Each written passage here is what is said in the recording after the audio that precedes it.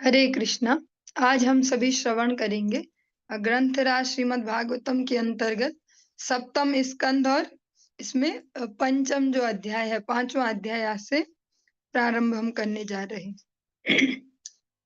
ओम नमो भगवते वासुदेवाय। ओम नमो भगवते वासुदेवाय। ओम नमो भगवते वासुदेवाय।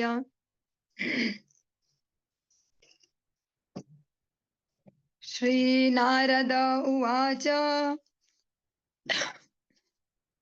पौरोहित्याय भगवान् वृतः काव्यः किलासुरः षण्डामर्को सुतो तस्य दैत्यराजगृहान्तिके। महामुनि नारद ने कहा, हिरण्यकश्यपु की अगुवाई में असुरों ने शुक्राचार्य जी को अनुष्ठान संपन्न कराने हेतु पुरोहित के रूप में चुना। शुक्राचार्य जी के दो पुत्र षंड तथा अमर्क हिरण्यकश्यपु के महल के ही निकट रहते थे। ताराज्ञा प्रापितं बालम प्रहलादं नयकोविदं पाठयामासतुः पाठ्यान् अन्यांश्चासुरबालकान्। भक्त प्रहलाद महाराज पूर्व से ही भक्ति में निपुण थे, किंतु जब उनके पिता ने उन्हें पढ़ाने हेतु शुक्राचार्य जी के दोनों पुत्रों के समीप भेजा, तो उन दोनों ने उन्हें अन्य असुर पुत्रों के साथ अपनी पाठशाला में रख लिया। यत्तत्र गुरुणा प्रोक्तं शुश्रुवे अनुपाठ च न साधु मनसा मेने स्वपराशद ग्रहाश्रयम्। भक्त प्रहलाद अध्यापकों द्वारा पढ़ाए गए राजनीति तथा अर्थशास्त्र के पाठों को सुनते और सुनाते अवश्य थे, किंतु वे यह समझते थे कि राजनीति में किसी को मित्र माना जाता है और किसी को शत्रु में भेद बुद्धि की जाती है। अतएव यह विषय उन्हें पसंद न था। एकदा सुरराट पुत्रम अंकमारोप्य पांडव पाप्रच्छ कथ्यतां वत्स मन्यते साधु यद् भवान्। हे राजा युधिष्ठिर, एक बार असुर राज हिरण्यकश्यपु ने अपने पुत्र भक्त प्रहलाद को अपनी गोद में लिया और बड़े ही दुलार से पूछा, हे पुत्र, मुझे यह बतलाओ कि तुमने अपने अध्यापकों से जितने विषय पढ़े हैं उनमें से सर्वश्रेष्ठ कौन सा है। हिरण्यकश्यपु गोदी में बिठा के पूछते हैं कि कौन सा तुम्हारा फेवरेट सब्जेक्ट है। श्री प्रहलाद उवाच तत्साधु मन्ये असुरवर्य देहिनां सदा समुद्विग्न धिया सद्ग्रहात् हित्वात्मपातं गृहमन्धकूपं वनं गतो यद्धरिमाश्रयेत। भक्त प्रहलाद महाराज ने उत्तर दिया, हे असुर श्रेष्ठ दैत्यराज, जहां तक मैंने अपने गुरु से सीखा है, ऐसा कोई व्यक्ति हरि बोल, जिसने क्षणिक देह तथा क्षणिक ग्रस्त जीवन स्वीकार किया है, वह निश्चय ही चिंताग्रस्त रहता है, क्योंकि वह ऐसे अंधे कुएं में गिरा हुआ है जहां जल नहीं रहता, केवल कष्ट ही कष्ट मिलते हैं। मनुष्य को चाहिए कि वह इस स्थिति को त्याग दे और वन में चला जाए। स्पष्ट अर्थ यह है कि मनुष्य को चाहिए कि वह भगवान के जो धाम है उनमें चला जाए, जहाँ केवल भगवत भक्ति का ही प्रसार होता है, और इस प्रकार वह पूर्ण पुरुषोत्तम भगवान की शरण ग्रहण करे। श्री नारद उवाच श्रुत्वा पुत्रगिरो दैत्यः परपक्षसमाहिताः जहासु बुद्धिर्बालानां भिद्यते पर बुद्धिभिः। श्री नारद मुनि जी ने आगे कहा, जब भक्त प्रहलाद महाराज ने भक्ति में आत्म साक्षात्कार के विषय में बतलाया और इस प्रकार अपने पिता के शत्रु पक्ष के प्रति, जो स्वयं भगवान नारायण हैं, उनके प्रति अपनी स्वामी भक्ति दिखलाई, तो असुर राज हिरण्यकश्यपु ने भक्त प्रहलाद की बातें सुनकर हंसते हुए कहा, शत्रु की वाणी द्वारा बाल बुद्धि इसी प्रकार बिगाड़ी जाती है। जैसे हम सब भी कहते हैं ना, बच्चों को बहला फुसला देते हैं, किसी ने बिगाड़ दिया इसका दिमाग, किसी ने इसको ऐसे सुनाया और इसका ब्रेन वॉश किया, ये ऐसा। हिरण्यकश्यपु भी कहते हैं, अभी हंसते हुए कह रहे हैं, अभी वो इतना सीरियसली नहीं ले रहे कि दुश्मनों के द्वारा ऐसे ही बच्चों के बुद्धि खराब की जाती है। सम्यक विधार्यतां बालो गुरुगेहे द्विजातिभिः विष्णु पक्ष प्रतिच्छन्नेन भिद्येतास्य धीर यथा। हिरण्यकश्यपु ने अपने सहायकों को आदेश दिया, हे असुरों, इस बालक के गुरुकुल में जहां पर यह शिक्षा पाता है, इसकी सुरक्षा का पूरा ध्यान रखो, जिससे इसकी बुद्धि छद्म वेश में घूमने वाले जो भक्त जन हैं, उनके द्वारा और अधिक प्रभावित न हो पाए। और सुरक्षा जिनके पास है, उनको उन्होंने सचेत किया कि अब इस पर ध्यान रखो, ऐसा न हो कि जो लोग घूमते फिरते रहते हैं ये भक्ति का प्रचार प्रसार के लिए, ये इसको मिले और इसको और अधिक इफेक्टेड कर दे, इसलिए इसकी सुरक्षा को ध्यान में रखिए। गृहमानीत माहूया प्रह्लादं दैत्ययाजकाः प्रशस्य लक्षणया वाचा संपृच्छन्त सामभि। जब हिरण्यकश्यपु के सेवक बालक भक्त प्रहलाद को गुरुकुल वापस ले आए, तो असुरों के पुरोहित षंड तथा अमर्क ने उसे शांत किया। उन्होंने अत्यंत मृदु वाणी और स्नेह से परिपूर्ण शब्दों में उनसे इस प्रकार पूछा। प्रहलाद महाराज जी को डराए धमकाए नहीं, प्यार से जानना चाह रहे, पूछ रहे, वत्स प्रहलाद भद्रम ते सत्यम कथय मामृषा बालानति कुतस्तुभ्य मेष बुद्धि विपर्ययः। हे पुत्र प्रहलाद, तुम्हारा क्षेम तथा कल्याण हो, तुम्हारी सुरक्षा और भला हो। तुम कृपया झूठ मत बोलना, हाँ, सब सच सच बताना।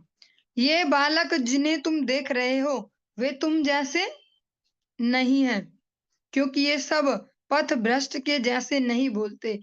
ये ऐसे बुद्धिहीन या किसी ने दिमाग खराब किया हो ऐसे व्यक्तियों की भांति नहीं बोलते ये बच्चे। तुमने ये उपदेश कहाँ से सीखे? तुम्हारी बुद्धि इस प्रकार कैसे बिगड़ गई है? तुम ये बताओ कि और बच्चे तो ऐसी बातें नहीं कर रहे, वो ठीक है, तुम्हारा दिमाग कैसे खराब हुआ? किसने तुमको ये जानकारी या ऐसे किसने तुम्हें ये पट्टी पढ़ाई? अगर लोकल लैंग्वेज में बोले, बुद्धिभेदः परकृत उताहोते स्वतो अभवत् भण्यतां श्रोतुकामानां गुरुणां कुलनंदन। हे कुल श्रेष्ठ, तुम्हारी बुद्धि का यह विकार अपने आप आया है या शत्रुओं द्वारा लाया गया है? यह हम सब तुम्हारे शिक्षक हैं और इसके विषय में जानने हेतु अति उत्सुक है। हमसे सच सच कहो कि ये जो तुम्हारे दिमाग में गड़बड़ है, ये कहाँ से आई? किसने तुम्हें इस प्रकार से सिखाया? क्योंकि हम तुम्हारे हितैषी हैं, तुम्हारे शिक्षक हैं, तो बहुत उत्सुक हैं ये जानने को कि ऐसा कैसे तुम्हारी बुद्धि ऐसी हो गई। तुम सच सच हमें बताओ। श्री प्रहलाद उवाच परः स्वचेत्य सद्ग्राह पुंसां यन्मायया कृतः विमोहित धियां दृष्टस् तस्मै भगवते नमः। भक्त प्रहलाद महाराज ने उत्तर दिया, मैं उन पूर्ण पुरुषोत्तम भगवान को सादर नमस्कार करता हूँ, जिनकी बहिरंगी शक्ति माया ने मनुष्यों की बुद्धि को मोहित करके मेरे मित्र तथा मेरे शत्रु का विभेद उत्पन्न किया है। वस्तुतः मुझको अब इसका वास्तविक अनुभव हो रहा है, यद्यपि मैंने पूर्व में इसके विषय में प्रामाणिक स्रोतों से सुन रखा है।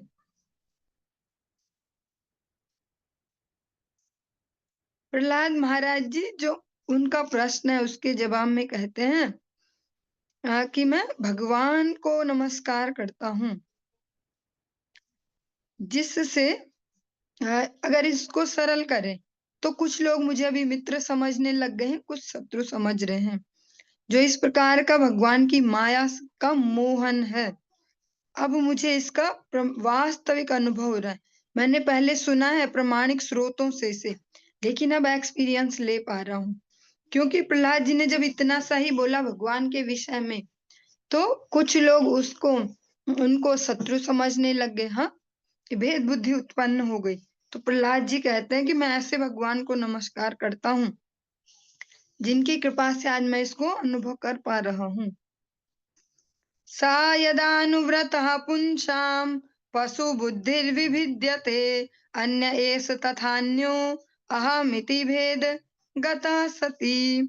जब पूर्ण पुरुषोत्तम भगवान किसी जीव से उसकी भक्ति के कारण प्रसन्न हो जाते हैं, तो वह पंडित बन जाता है। और वह जो पंडित शब्द है यहाँ पे बुद्धिमान के लिए कहा जा रहा है। और वह शत्रु मित्र तथा अपने में कोई भेद नहीं मानता। तब वह बुद्धिमानी से सोचता है कि हम सभी ईश्वर के नित्य दास हैं, अतः हम एक दूसरे से भिन्न नहीं हैं। प्रहलाद महाराज जी कहते जो भगवत भक्ति से भावित हो जाता है, पूरित हो जाता है, उसकी ये भेद बुद्धि नष्ट हो जाती है। वे सभी को इसी रूप में देखते हैं कि हम सभी भगवान के ही दास हैं। सा एष आत्मा स्वपरेत्य बुद्धिभिर् दुरत्ययानुक्रमणो निरूप्यते। मुह्यन्ति यद्वर्त्मनि वेदवादिनो ब्रह्मादयो ह्येष भिनत्ति मे मतिम्। जो व्यक्ति सदैव शत्रु तथा मित्र के भाव से सोचते हैं, वे अपने अंदर परमात्मा को ढूंढ पाने में असमर्थ रहते हैं। इनकी तो बात ही जाने दें। ब्रह्मा जी जैसे बड़े बड़े पुरुष जो वैदिक साहित्य से पूरी तरह प्रबुद्ध हैं, कभी कभी भगवान के सिद्धांतों का पालन करते हुए मोहग्रस्त हो जाते हैं। जिन पूर्ण पुरुषोत्तम भगवान ने यह परिस्थिति उत्पन्न की है, उन्हीं ने ही मुझे आपके तथा कथित शत्रु का पक्षधर बनने की बुद्धि दी है। प्रहलाद जी अवस्था में बहुत छोटे हैं, लेकिन अच्छे से बुद्धि का भी विकास हुआ, सारी बातें समझना। वो ऐसे बालक बुद्धि नहीं है जैसे छोटे बच्चों को हम बोलते हैं इनके सामने कुछ भी बोले इनको समझ में नहीं आता। प्रहलाद महाराज जी का जो है बुद्धि योग वो बहुत सुसंपन्न है, अच्छे से समझते भी हैं। प्रहलाद महाराज जी कहते हैं कि जिनकी माया के वशीभूत होकर ब्रह्मा जी जैसे पावरफुल देवता भी कभी कभी मोहग्रस्त हो जाते हैं, जिन्होंने वैदिक साहित्यों पे जिनकी अच्छी पकड़ है, अच्छे से समझते हैं। हाँ, ऐसे ही भगवान ने अभी ये परिस्थिति उत्पन्न की है। उन्होंने ही मुझे, जो आप लोग कह रहे हो ना, मेरे पिताजी कह रहे हैं या कि उनके शत्रु का मैं पक्ष ले रहा हूँ, ये बुद्धि भी मुझे उन्हीं भगवान ने दी है। यथा भ्राम्यतयो ब्रह्मन् स्वयमाकर्ष सन्निधौ तथा मे भिद्यते चेतस चक्रपाणेर्यदृच्छया। हे ब्राह्मणों, वो अपने अध्यापकों को इस प्रकार से कह रहे हैं, जिस प्रकार चुंबक से आकर्षित लोहा स्वतः चुंबक की ओर चला जाता है, उसी प्रकार भगवान श्री विष्णु की इच्छा से बदली हुई मेरी चेतना उन चक्रधारी भगवान की ओर आकृष्ट हो गई है। इस प्रकार मुझे कोई स्वतंत्रता नहीं है। जैसे चुंबक के आसपास जो भी हम लोहा रखेंगे वो बिना अपनी मर्जी के भी वो एक नेचुरल अट्रैक्शन के चलते, स्वतः आकर्षण के चलते वो चुंबक पे चिपक जाएगा। प्रहलाद महाराज जी कहते हैं ऐसे ही जो भगवान विष्णु है उनकी इच्छा से ही जो मेरी चेतना है उन चक्रधारी जो भगवान विष्णु है उनकी ओर आकृष्ट हो रही है। मेरा कोई इसमें स्वतंत्रता से कोई रोल नहीं है कि मैं कुछ कर रहा हूँ उनकी ओर अट्रैक्ट हो रहा हूँ। भगवान की ही शक्ति से मैं उनकी ओर आकर्षित हुआ जा रहा हूँ। श्री नारद उवाच एतावद् ब्राह्मणायोक्त्वा वीरराम महामतिः तं सन्निर्भत्सर्य कुपितः सुदीनो राजसेवकः। श्री नारद मुनि ने आगे कहा, शुक्राचार्य जी के पुत्रों अर्थात अपने शिक्षकों षंड तथा अमर्क के यह कहने के पश्चात महात्मा भक्त प्रहलाद महाराज मौन हो गए। तब ये तथा कथित ब्राह्मण उन पर क्रुद्ध हो गए। चूंकि वे हिरण्यकश्यपु के दास थे, अतएव वे अत्यंत दुखी थे। वे भक्त प्रहलाद महाराज की भर्त्सना करते हुए इस प्रकार बोले। शुक्राचार्य जी के पुत्रों जो षंड और अमर्क हैं, उनसे जब इस प्रकार से प्रहलाद महाराज जी ने कह दिया तो वो मौन हो गए। और जो वो तथा कथित ब्राह्मण हैं, एक प्रकार से जाति ब्राह्मण हैं, शुक्राचार्य जी के पुत्र हैं, लेकिन तथा कथित क्यों? क्योंकि उनके जीवन का केंद्र बिंदु भगवान की प्रसन्नता नहीं है। चूंकि वे हिरण्यकश्यपु के दास थे और वे राजकीय सेवक थे, एक प्रकार से राजा के धन से, वेतन से अपना गुरुकुल चला रहे थे। वे हिरण्यकश्यपु के दास थे, इसलिए वे बहुत दुखी हुए प्रहलाद जी की ऐसी बातें सुनते हुए। आनीयतामरे वेत्रम अस्माकम यशस्करः कुलांगारस्य दुर्बुद्धेस् चतुर्थो अश्योदितो दमः। अरे मेरी छड़ी तो लाओ। यह भक्त प्रहलाद हम लोगों के नाम और यश में बट्टा लगा रहा है। मतलब जैसे कहते हैं कुलंगार होना, यश को अपयश में बदलना। अपनी दुर्बुद्धि के कारण यह असुरों के कुल का अंगार बन गया है। अब राजनीतिक कूटनीति के चारों प्रकारों में से चौथे उपाय के द्वारा इसका उपचार किए जाने की आवश्यकता है। जो उनके अध्यापक हैं वे इस प्रकार से कह रहे हैं कि जो ये प्रहलाद है, ये तो असुरों के कुल का अंगार बन गया है, पूरे कुल का नाश करने वाला।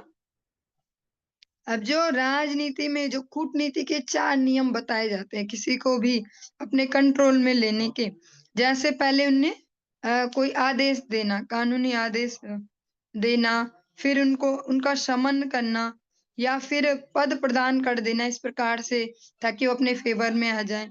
और लास्ट में अगर ये सब कुछ ना हो पाए तो हथियार का उपयोग लास्ट में। तो कहते हैं कि जो चौथा उपाय है वही करना पड़ेगा इसके साथ, और हमारी छड़ी लाओ।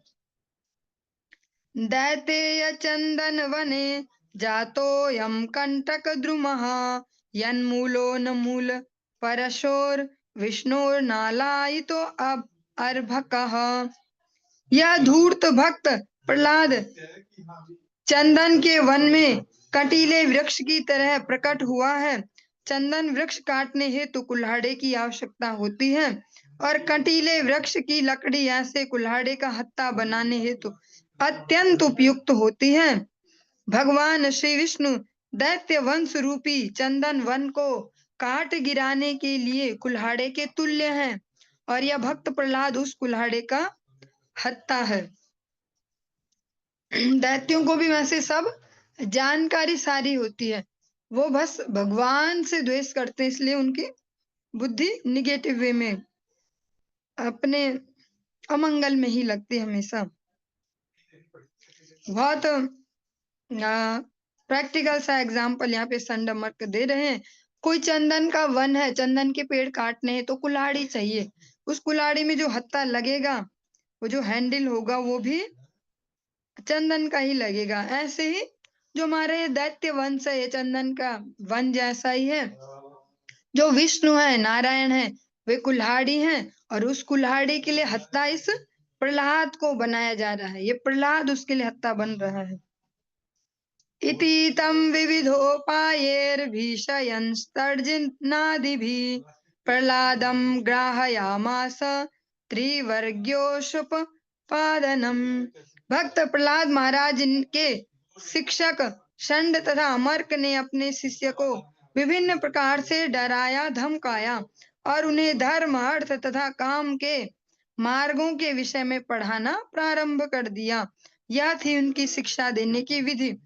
प्रहलाद जी को खूब डराए धमकाए कि अब ऐसा नहीं चलेगा, और ऊपर से उनको जो धर्म अर्थ काम है, और धर्म भी ये वाला धर्म नहीं जिसमें भगवान नारायण की प्रसन्नता हो, धर्म भी कौन सा?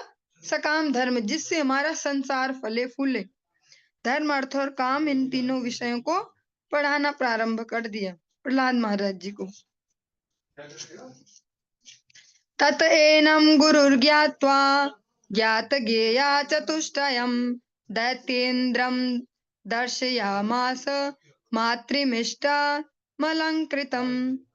कुछ काल पश्चात षंड तथा अमर्क नामक शिक्षकों ने सोचा कि भक्त प्रहलाद महाराज जनता के नायकों को शांत करने, उन्हें लाभप्रद आकर्षक पद देकर प्रसन्न करने, उनमें फूट डालकर उन पर शासन करने तथा अवज्ञा करने पर उन्हें दंडित करने के कूटनीतिक विषयों में पर्याप्त शिक्षा प्राप्त कर चुके हैं। तब एक दिन जब भक्त प्रहलाद की माता अपने पुत्र को स्वयं नहला धुलाकर तथा पर्याप्त आभूषणों से अलंकृत कर चुकी थी, तो उन शिक्षकों ने उन्हें उनके पिता के समक्ष लाकर प्रस्तुत कर दिया। जब वो जो टीचर हैं, यहाँ पर उन्हें आचार्य या गुरु कहना सही नहीं होगा, शिक्षक है, वेतन लेते हैं और उन्हें शिक्षा देते हैं।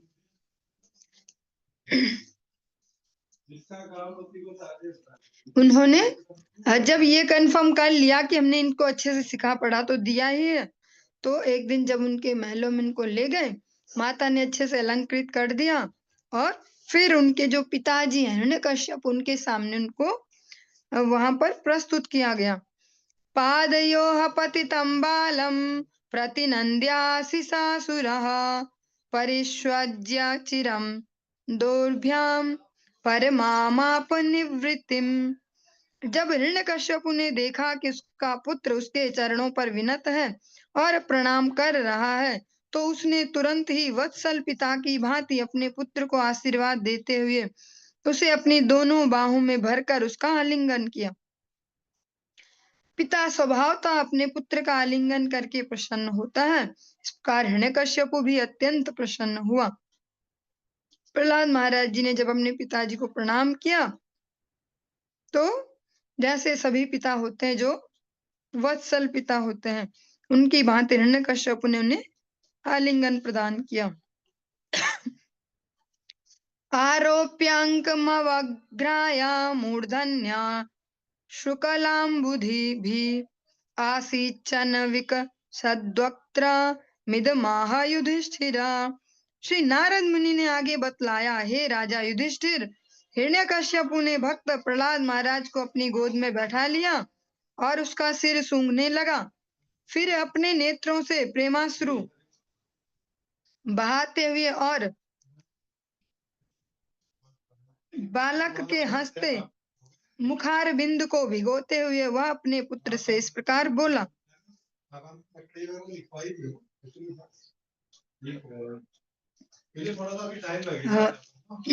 हिरण्यकश्यप ने उनके सिर को सूंघा, अपनी गोदी में बिठाया और प्रेमाश्रु बहाते हुए, और जो अपना इतना प्यारा सा बच्चा है जो प्रहलाद महाराज हैं, हम इस जगत में भी देखते हैं कि जो छोटे छोटे बच्चे होते हैं कितने सुंदर होते हैं।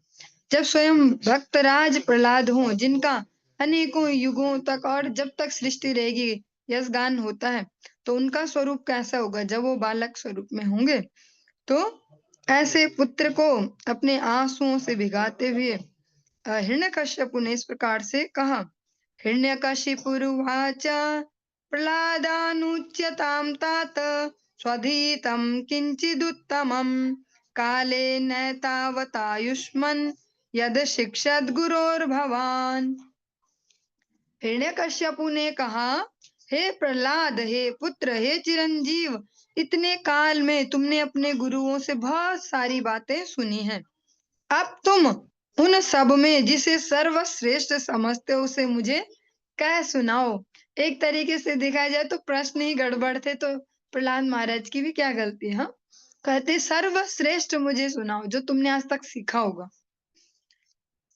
श्री प्रहलाद उवाच श्रवणं कीर्तनं विष्णोः स्मरणं पादसेवनम् अर्चनं वन्दनं दास्यं सख्यमात्मनिवेदनम् इति पुंसार्पिता विष्णो भक्तिश्चेन्नवलक्षणा क्रियते भगवत्यद्धा तन्मन्ये अधीतमुत्तमम्। प्रहलाद महाराज ने कहा भगवान श्री विष्णु के दिव्य पवित्र नाम, रूप, साज सामग्री तथा लीलाओं के विषय में सुनना तथा कीर्तन करना, उनका स्मरण करना, श्री भगवान के चरण कमलों की सेवा करना, षोडशोपचार विधि द्वारा श्री भगवान की सादर पूजा करना, श्री भगवान को प्रार्थना अर्पित करना, उनका दास बनना, श्री भगवान को सर्वश्रेष्ठ मित्र के रूप में मानना तथा उन्हें अपना सर्वस्व न्योछावर करना, अर्थात मनसा वाचा कर्मणा उनकी सेवा करना। शुद्ध भक्ति की 9 विधियां स्वीकार की गई हैं। जिस किसी ने इन 9 विधियों द्वारा भगवान श्री कृष्ण की सेवा में अपना जीवन अर्पित कर दिया है, उसे ही सर्वाधिक विद्वान व्यक्ति मानना चाहिए, क्योंकि उसने पूर्ण ज्ञान प्राप्त कर लिया है।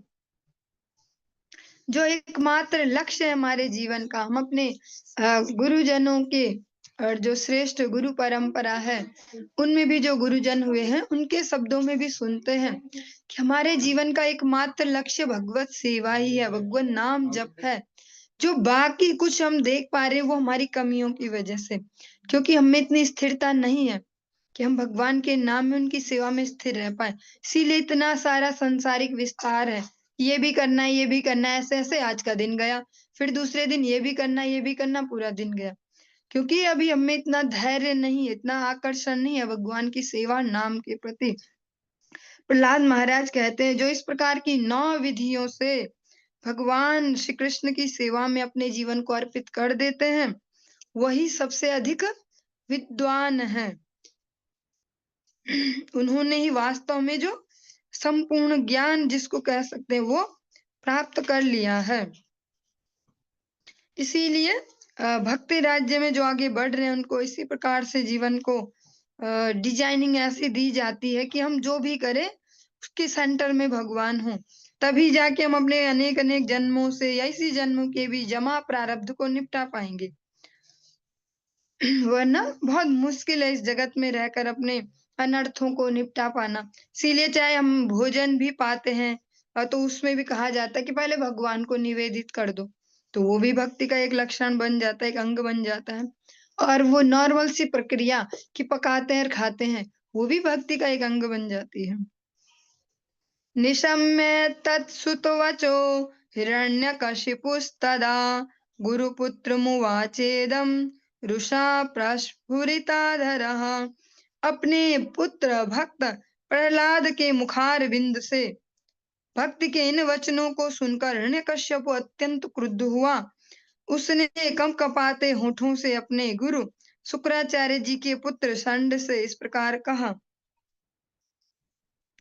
हिरण्यकश्यपु ने जब ऐसे वचन सुने बहुत ज्यादा क्रोधित हो गए और जो टीचर है उनके पढ़ाने वाले उनसे इस प्रकार कहते हैं, ब्रह्म बंधो किमे तत्ते विपक्षम शयता सता असारम ग्राहितो बालो मामनादृत्य दुर्मते।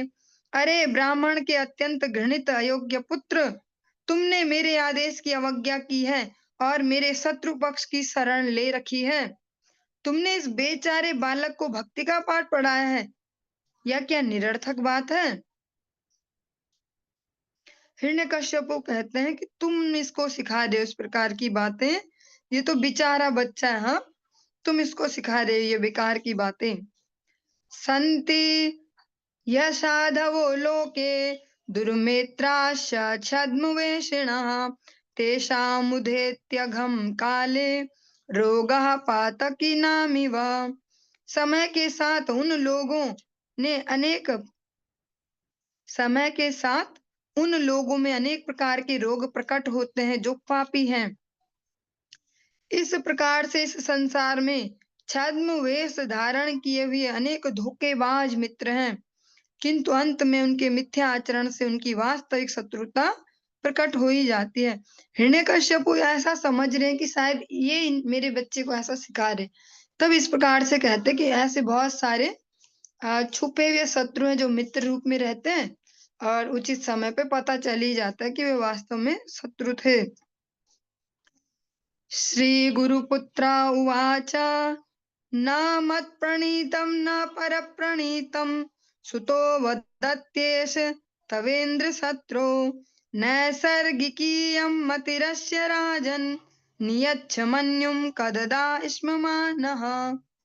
हिरण्यकश्यपु के गुरु शुक्राचार्य के पुत्र ने कहा, हे इंद्र के शत्रु, हे राजन, आपके पुत्र भक्त प्रहलाद ने जो भी कहा है वह न तो मेरे द्वारा पढ़ाया गया है और न अन्य किसी के द्वारा। उसमें यह स्वतः स्फूर्त भक्ति स्वाभाविक रूप से विकसित हुई है। अतः कृपया आप अपना क्रोध त्याग दें और व्यर्थ ही हमें दोषी न ठहराएं। एक ब्राह्मण को इस प्रकार अपमानित करना अच्छा नहीं है। वो जो शुक्राचार्य के पुत्र हैं वो इस प्रकार से कहते हैं, आप हमारा अपमान मत करो ऐसा कह के, हमने इसे कुछ नहीं सिखाया, ये इसकी स्वाभाविक वृत्ति है, इसमें स्वाभाविक रूप से उत्पन्न हुई है ये बुद्धि। श्री नारद उवाच गुरुणेवं प्रति प्रोक्तो भूया आहासुरः सुतं न चेद गुरुमुखीयं ते कुतो अभद्रा सती मतिः। श्री नारद मुनि ने आगे कहा, जब हिरण्यकश्यपु को अध्यापक से यह उत्तर मिल गया तो उसने पुनः अपने पुत्र को संबोधित किया। हिरण्यकश्यपु ने कहा, रे धूर्त, हमारे परिवार के सबसे अधम, यदि तुमने यह शिक्षा अपने अध्यापकों से नहीं प्राप्त की तो बतला इसे कहाँ से प्राप्त किया। हिरण्यकश्यपु कहते हैं कि बता, जब तेरे टीचरों ने ये सब नहीं सिखाया तो कहाँ से सीखा तूने, बता मुझे। श्री प्रहलाद उवाच, और प्रहलाद महाराज जी कहते हैं, ये बहुत सुंदर सा श्लोक है, अगर याद रह जाए हम सभी को और समझते भी जाए तो बहुत ही सुंदर है हमारे जीवन के लिए। अनेक बार आप इसकी लाइन्स सुनते भी हैं। मते न कृष्णे परता स्वतो वा मिथो अभिपद्येत ग्रहव्रतानाम् अदान्त गोभिर्विशतां तमिश्रम् पुनः पुनश्चर्वित चर्वणानाम्। भक्त प्रहलाद महाराज ने उत्तर दिया, अपनी असंयमित इंद्रियों के कारण जो व्यक्ति भौतिकतावादी जीवन के प्रति अत्यधिक अभ्यस्त होते हैं वे नरकगामी होते हैं और बार बार उसे चबाते हैं जिसे पूर्व में ही चबाया जा चुका है। ऐसे लोगों का भगवान श्री कृष्ण के प्रति झुकाव न तो अन्य ज्ञानियों के उपदेश से, न अपने निजी प्रयासों से, न ही दोनों के मिश्र योग से कभी होता है।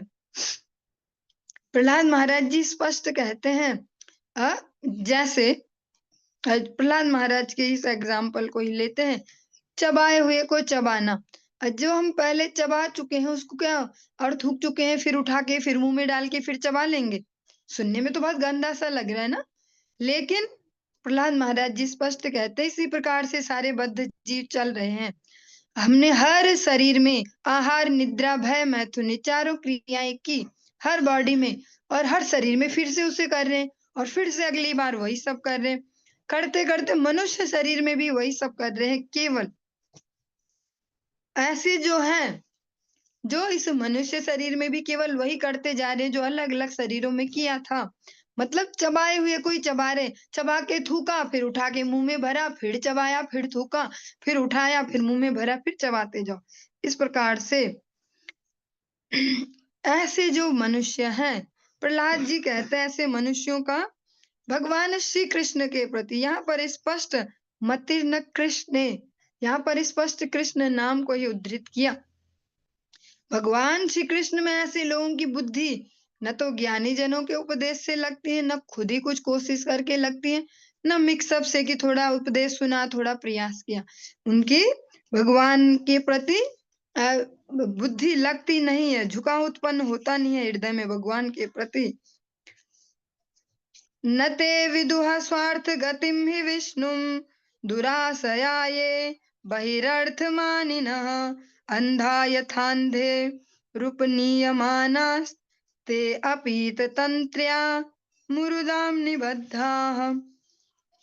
जो मनुष्य भौतिक जीवन के भोग की भावना द्वारा दृढ़ता से बंधे हैं और जिन्होंने अपने ही जैसे बाह्य इंद्रिय विषयों में आसक्त नेत्रहीन व्यक्ति को अपना नायक या गुरु स्वीकार कर लिया है, वे यह नहीं समझ सकते कि जीवन का लक्ष्य भगवत धाम को प्राप्त होना तथा भगवान श्री विष्णु की सेवा में लग जाना है। जिस प्रकार नेत्रहीन व्यक्ति द्वारा ले जाया गया अन्य अंधा व्यक्ति सत्य मार्ग से भटक जाता और खड्डे में या गड्ढे में गिर जाता है, उसी प्रकार भौतिकता से आसक्त व्यक्ति अपने ही समान किसी दूसरे व्यक्ति द्वारा दिखाए गए सकाम कर्म की रस्सियों द्वारा बंधे रहते हैं, जो अत्यंत मजबूत डोरियों से बनी होती हैं। और ऐसे मनुष्य तीनों प्रकार के कष्ट सहते हुए बारंबार भौतिक जीवन प्राप्त करते रहते हैं। जैसे कोई अंधा व्यक्ति हो और वो दूसरे अंधे व्यक्ति को बोले मैं ले जाता हूँ ना तुझे, मुझे पता है रास्ता, तू चल मेरे साथ, तो उसकी जो गति होने वाली है उसी प्रकार से प्रहलाद जी कहते हैं इस जगत में जो भी भौतिक कर्मों और जो भौतिक गुणों की रस्सियों में बंधे पड़े हैं वो अन्यों की डोरियां भी नहीं खुलवा सकते। ऐसे जो बंधे पड़े हैं उनसे जब हम नॉलेज लेंगे, उनसे शिक्षा लेंगे, उनसे ज्ञान लेंगे तो हमारी भी वैसी ही गति होने वाली है। जो एक अंधे व्यक्ति के कहने से अंधा व्यक्ति गया था ना उसी रास्ते पे, वैसे ही जो खुद से ही बंधे हुए हैं, मीन्स कोई जो रस्सी से खुद ही बंधा है तो वो दूसरे बंधे को कैसे छुड़ाएगा। जो इस संसार समुद्र में स्वयं ही गोते लगा रहा है तीनों गुणों के अंतर्गत, वो दूसरों को कैसे फ्री करवा पाएगा।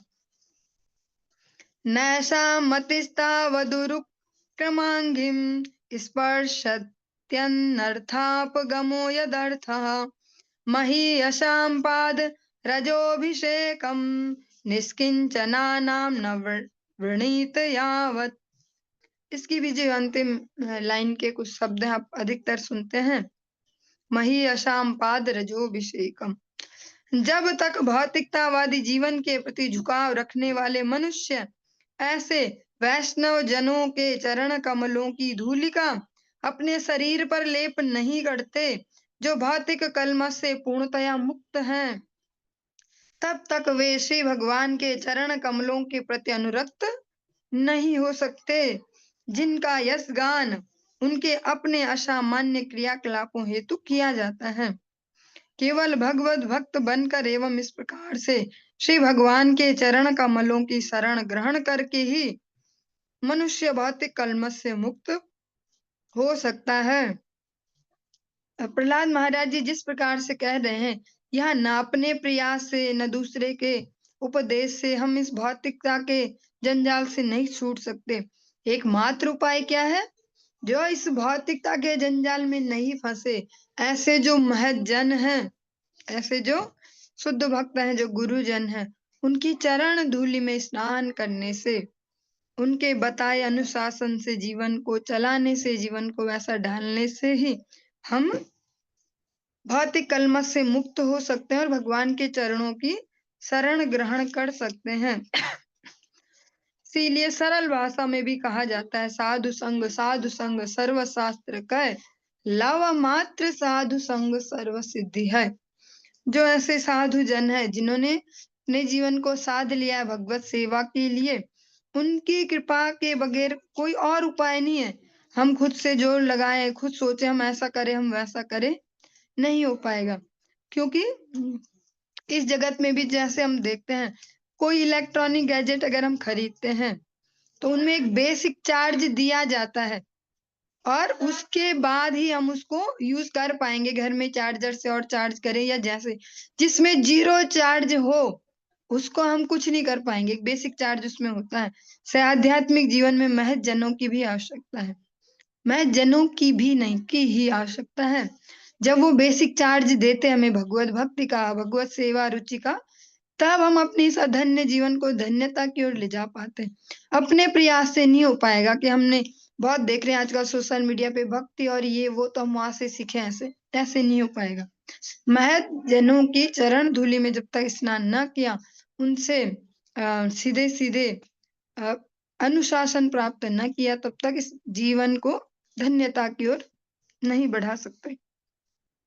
इत्युक्तवो इत्युक्तो परतं पुत्रं हिरण्यकशिपुरुषा अंधीकृतात्मा सोत्संगान् निरश्यत महीतले। जब भक्त प्रहलाद महाराज इस प्रकार बोलकर शांत हो गए, तो क्रोध से पतित हिरण्यकश्यपु ने उन्हें अपनी गोद से उठाकर भूमि पर पटक दिया। जैसे प्रहलाद जी ने ये उपदेश भरी वाणी सुनाई, हिरण्यकश्यपु ने उठाया और धरती पे पटक दिया। आहमर्षरुषाविष्टः कषायी भूतलोचनः वध्यतामाश्वयं बध्यो निःशारयत्नरिता। अत्यंत क्रुद्ध तथा पिघले तांबे जैसी लाल लाल आंखें किए हिरण्यकश्यपु ने अपने सेवकों से कहा, अरे असुरों, इस बालक को मेरी आंखों से दूर करो। यह वध करने योग्य है, इसे जितनी जल्दी हो सके मार डालो। अब इसका कोई और उपाय नहीं बचा। अयम मे भ्रातृहासोऽयं हित्वा स्वान सुहृदोधमः पितृव्यहन्तुः पादयो विष्णोर्दास वदर्चति। यह बालक भक्त प्रहलाद मेरे भाई का हत्यारा है, क्योंकि इसने एक तुच्छ दास की भांति मेरे शत्रु भगवान श्री विष्णु की सेवा में संलग्न रहने हेतु अपने परिवार को छोड़ दिया है।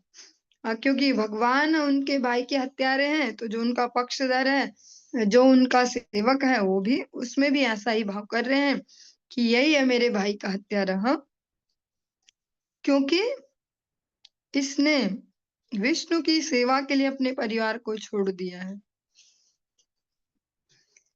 विष्णोर्वा साध्वशो किं नु करिष्यत्य समञ्जसः सहृदं दुस्त्यजं पित्रोर्आद्यः पंचहायन। यद्यपि भक्त प्रहलाद केवल 5 वर्ष का है, किंतु इसी अल्पावस्था में उसने अपने माता पिता से जो स्नेह संबंध उसको त्याग दिया है। अतएव यह निश्चय विश्वास करने योग्य नहीं है। निस्संदेह इस पर विश्वास नहीं किया जा सकता कि यह भगवान श्री विष्णु के प्रति भी उत्तम रीति से आचरण करेगा। हिरण्यकश्यप कहते हैं कि इसने इतनी कम एज में ही हमारे लिए जो प्रेम है वो छोड़ दिया, तभी तो ऐसी बातें कर रहा है जो उनको पसंद नहीं है, ऐसा आचरण कर रहा है जो उनको पसंद नहीं। हाँ, तो वो कहते हैं कि इसमें भी कोई कंफर्म नहीं है कि ये विष्णु के प्रति भी जो इसकी भक्ति है इसको ठीक से कर पाएगा, क्योंकि जो माता पिता हैं जिनको हम कहते हैं कि भगवान ही होते हैं, उनके प्रति ही इन्होंने इस प्रकार से अपने स्नेह को छोड़ दिया है। परो अप्यपत्यम हितकृद्यथौषधम स्वदेहजो अप्यामयवत्सुतो अहितः छिन्द्यात्तद अंगम यदुतात्मनो हितम शेषम सुखम जीवति यद्विवर्जनात्। यद्यपि औषधि जंगल में उत्पन्न होने के कारण मनुष्य की श्रेणी में परिगणित नहीं होती, किंतु लाभप्रद होने पर अत्यंत सावधानी से रखी जाती हैं। इसी प्रकार यदि अपने परिवार से बाहर का कोई व्यक्ति अनुकूल हो, तो उसे पुत्र के समतुल्य संरक्षण प्रदान किया जाना चाहिए। दूसरी ओर यदि किसी के शरीर का कोई अंग रोग से विषाक्त हो जाए, तो उसे काटकर अलग कर देना चाहिए, जिससे शेष शरीर सुखपूर्वक जीवित रह सके। इसी प्रकार अपना ही पुत्र क्यों न हो, यदि वह प्रतिकूल है तो उसका परित्याग कर देना चाहिए। भले ही वह अपने स्वयं के शरीर से उत्पन्न हुआ हो। हिर- हिरण्यकश्यपु ये उदाहरण दे रहे हैं। जैसे जो जीवन रक्षक औषधियां होती हैं, जड़ी बूटियां, वो मनुष्य तो नहीं है ना, लेकिन उन्हें इसी लेवल पे सुरक्षित रखा जाता है जैसे मनुष्यों के लिए व्यवस्था होती है। ऐसे ही कहते हैं, अगर कोई, जैसा हम लोग के लिए भी बातचीत में कहते हैं ना, कि क्या होता है ऐसे कि अपना पराया वही अपना है, कि जो काम आता है समय पे, ऐसा। इसी प्रकार से हिरण्यकश्यप कहते हैं, कोई बाहर का हो, परिवार से बाहर का, पर वो अनुकूल है आपके लिए, ठीक है, तो उसको अपने बच्चे जैसा ही संरक्षण दो। पर अगर अपना ही बच्चा कोई खराब हो जाए तो उसे भगा दो। जैसे अपने शरीर का कोई अंग अगर उसमें विष चला जाए तो काट के फेंकना पड़ता, वरना पूरा शरीर विषाक्त हो जाए। इस प्रकार से हिरण्यकश्यप यहाँ पर कहते हैं, सर्वैरुपायैर्हन्तव्यः शम्भोजशयासनः सुह्रीलिङ्गधरः शत्रुर्मुनेर्दुष्टमिवेन्द्रियम्। जिस प्रकार असंयमित इंद्रियां आध्यात्मिक जीवन में अग्रसर होने के कार्य में लगे हुए योगियों की शत्रु होती हैं, उसी प्रकार यह भक्त प्रहलाद मित्र के समतुल्य प्रतीत होकर भी मेरा शत्रु है, क्योंकि इस प्रकार इस पर मेरा वश नहीं चलता। अतएव खाते बैठे या सोते हुए सभी प्रकार से शत्रु को मार डाला जाए। हिरण्यकश्यप ने उनको नीचे फेंका पटक कर, और ये इतनी ज्ञानपूर्ण बातें कह रहे हैं। हिरण्यकश्यप कहते हैं, कोई योग साधना कर रहा हो, उसकी जो असंयमित इंद्रियां हैं, जो वश में नहीं है, वो उसकी दुश्मन है। फिर ऐसे ही ये दिख तो रहा है दोस्तों, जैसा मेरा बेटा है, मेरे घर में इसको जन्म मिला, पर इस पर मेरा जोर नहीं चल रहा, ये दुश्मनों जैसे कार्य कर रहा है। इसलिए जैसे ही हो, जैसे संभव इसको मार दिया जाए। चलिए, इससे आगे अब हम कल श्रवण करेंगे। आज की कक्षा को यहीं पे विराम देंगे। हरि